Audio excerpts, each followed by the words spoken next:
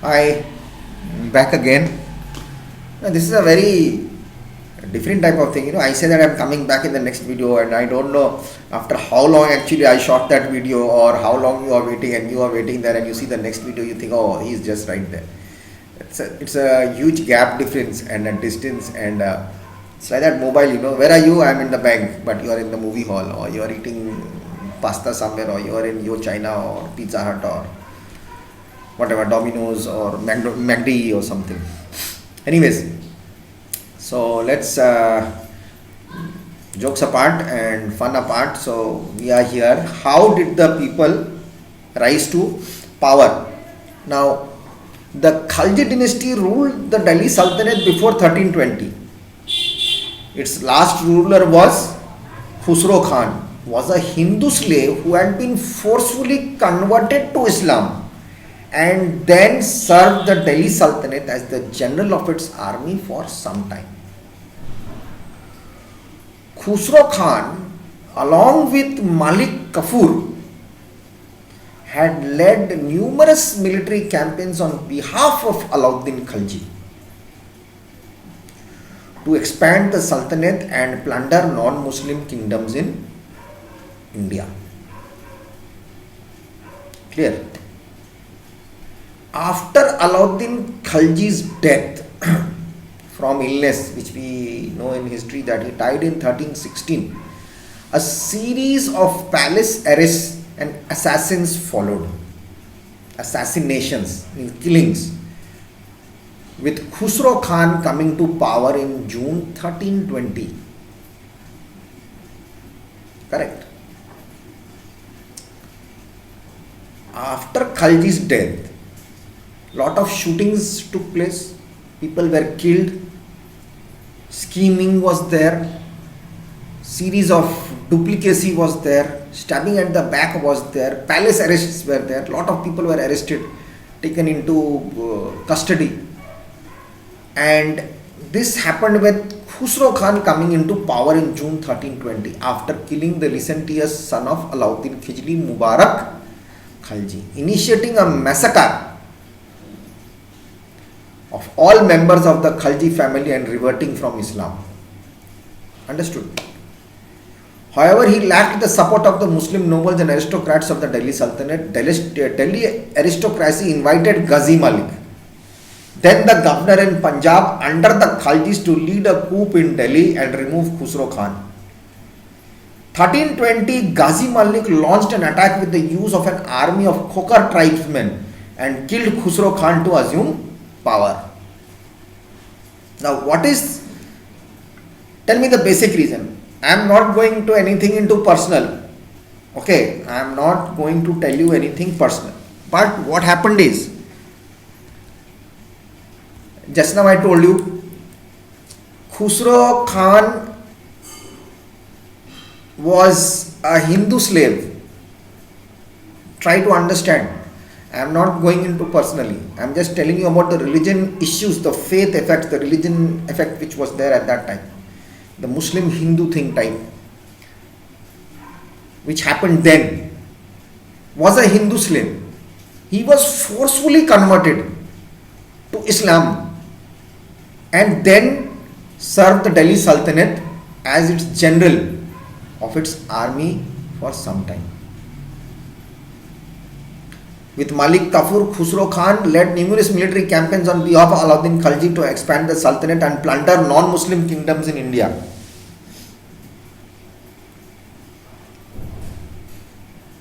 After killing licentious son of Alauddin Khilji, Mubarak Khalji was killed by Khusro Khan. Malik Kafur was there. So what happened is that people didn't like him because actually he was not a Muslim. He was forcefully converted. They wanted to convert him so that he can work for them, and he was a slave. So are you seeing from the first part, from that Mamluk dynasty or the slave dynasty, everybody, whoever is coming into power was a junior or under, someone under, they are crossing their limits and taking that chance and coming in. So we can say survival of the fittest or survival of the most cunning person or the chance They were getting the chance and they started to dance. It's like that, isn't it? So it is not luck by chance. It is that chance they were getting and they were. And so as he was actually by religion, by faith, he was a Hindu. So that anger was there. That I have been forcefully transferred into a Muslim. Isn't it? So that anger was there. However, he lacked, but that's why he lacked the support of the nobles and aristocrats of the Delhi Sultanate. Now, Delhi's aristocracy, when they saw, the nobles and the aristocrats saw that this person is going to play some game here. Understood? And he had been Alauddin Khilji also tried to expand the Sultanate and plunder non-Muslim kingdoms in India. That means, a Hindu by religion forcefully converted to Islam, and then that person is only made in charge to attack the Hindus in India by him only. So this was their Alauddin Khilji's plan. But that anger, where will that go? So he lacked the support, but actually everyone knows that he was not a Muslim. So the Sultanate, the Delhi Sultanate people, the aristocracy group invited Ghazi Malik. Now another slave who was another governor in Punjab under the Khaljis. He was to lead a coup in Delhi to remove Khusro Khan. Understood? He was kept there. He had to, team was made ready for him. So he was getting ready to remove Khusro Khan. In 1320, Ghazi Malik was given the order, and then he used the attack and used the army of Khokar tribesmen and killed Khusro Khan to assume power, and that's when Ghazi Malik came in. Now, who is Ghazi Malik? Ghiyasuddin Tughlaq. Okay. Now, what is Ghiyasuddin Tughlaq? Ghiyat al-Din Tughlaq is Ghiyasuddin Tughlaq, or Ghazi Malik. Right? That is how they came to power. Okay? Now, Ghiyasuddin Tughlaq, after assuming power, Ghazi Malik renamed himself as Ghiyasuddin Tughlaq,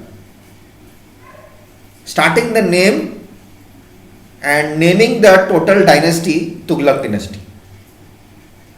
Now, Ghiyasuddin Tughlaq also referred in scholarly works as the Tughlaq Shah. He was a mixture of Turco-Indian origins, as in the first part just before I started I told you it was a mixture of Turco-Indian origins. His mother was a Jat, and his father was likely a descendant from Indian Turkic slaves. Jat is from Punjab, Haryana. Correct. So it was an Indo-origin mix. He was half Indian and half Turkic. Plus again, see, slaves. That we go back to the Mamluk type slaves. So everyone is rising from that level. From zero level, they are going up. Takes a lot of time. So this is how actually things were taking place in the history also till now also. People who are in the low level part, they are working, they are wanting that chance to get, they want to overcome, and lot of scheming and lot of things go on, mostly in the political scenario of India. So everything regarding at that time also in the history was all about politics. This was the politics of the Sultan, how to kill one other and how to raise and how to rule the place. And that time only the voting was not that the Sultan was the boss. Whoever came in power, who had the power, was ruling the place.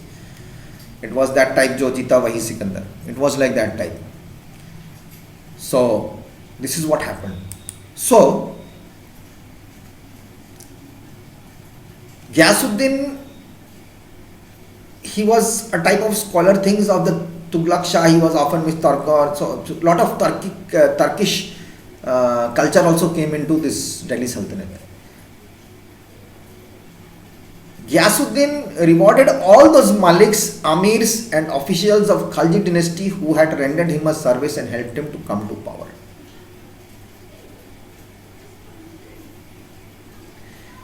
He rewarded all those people of the Khalji dynasty who had helped him to come into power, and he punished those who had rendered service to Khusro Khan, his predecessor. He lowered the tax rate on Muslims, that was prevalent during Khalji dynasty also, but raised tax on Hindus, very big problem. Wrote his court historian, his again Ziauddin Barani is there, so that they might not be blinded by wealth or afford to become rebellious like Khusro Khan. Understood? He built a 6 kilometer east of Delhi with a fort considered more defensible against the Mongol attacks, and called it Tughlaqabad because they were scared of another person, Taimur. Now Taimur was a dangerous fellow. He is known in very history. He is from that Mughal side, Mongol country, the Asian Asian side.